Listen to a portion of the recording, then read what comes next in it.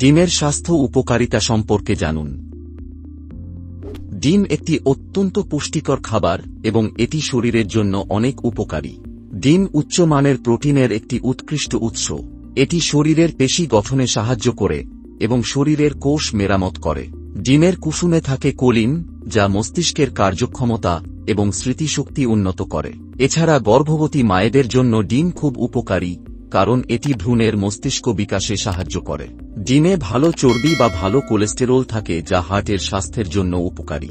ডিম সঠিক পরিমাণে গ্রহণ করলে রক্তে কোলেস্টেরলের ভারসাম্য রক্ষা করে। ডিমে রয়েছে লিউটিন ও জিয়াজান্থিন, যা চোখের ম্যাকুলার ডিজেনারেশন এবং ছানি প্রতিরোধে সহায়তা করে।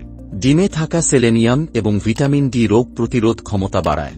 ডিমের প্রোটিন এবং বায়োটিন ত্বক এবং চুলের স্বাস্থ্য রক্ষা করে। একজন সুস্থ প্রাপ্তবয়স্ক ব্যক্তি প্রতিদিন 1 থেকে 2টি ডিম খেতে পারেন। এই রকম আরও ভিডিও দেখার জন্য ডাক্তারবাবু চ্যানেলটিতে সাবস্ক্রাইব করুন। ধন্যবাদ।